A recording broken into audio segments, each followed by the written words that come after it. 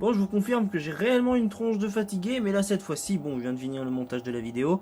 J'ai même fini de la publier sur YouTube, le pouvoir de la fibre.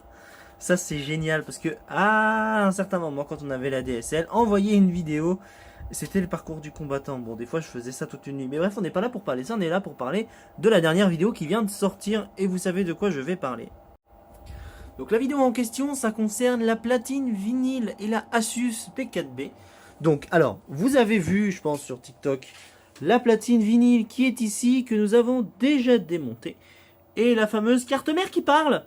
Voilà, donc la carte mère qui parle, la P4B. Si vous voulez savoir si elle parle toujours, ben...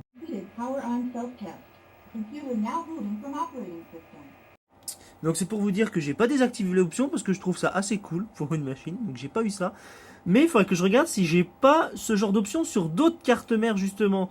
Et bah je vais vous faire voir un petit tips aussi de comment je mets ça sur ma télé en fait. Donc pour vous faire voir un petit peu.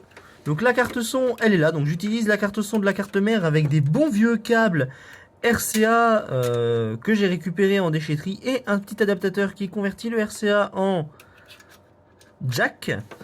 Et aussi une carte graphique qui a le port RCA. Donc pour ceux qui connaissent pas ce que c'est que le RCA, c'est l'analogique. Et donc vu comme j'avais pas mal de cartes WinTV, et bah du coup on a mis une vieille carte graphique toute naze. Alors je dis toute naze parce que à l'heure actuelle c'est tout naze, mais à l'époque, avoir ça, c'était comme si tu avais une RTX. On va pas se mentir, hein, c'était comme si tu avais une RTX. Parce que normalement je pouvais enregistrer en qualité HD, mais enfin en qualité HD, en meilleur que filmer à l'écran, mais le problème c'est que la machine elle est pas tout à fait au point. C'est pour ça que j'ai acheté des SSD sur un site chinois. J'en parlerai normalement très prochainement. Mais avant, mon truc, c'est de essayer de trier ce que j'ai arrangé pour mieux organiser les prochaines vidéos. Parce que je ne sais pas par quelle machine attaquer. Je sais pas si j'attaque le magnétoscope. Je sais pas si j'attaque la chaîne IFI Thomson. Ou je ne sais pas si je me mets à faire des petits live réparations. Et puis je fais un sorte de best-of de ce que je répare en vidéo.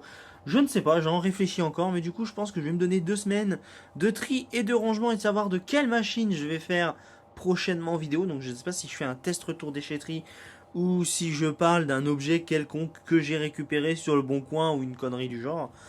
Mais ça se discute, donc si vous voulez creuser la question, n'hésitez pas à suggérer, il n'y a pas de problème. Donc en suggestion, ça peut être un test retour déchetterie, ça peut être une machine que j'ai eue sur le bon coin, ou encore à la rigueur, une machine que j'ai achetée en brocante ou quoi que ce soit.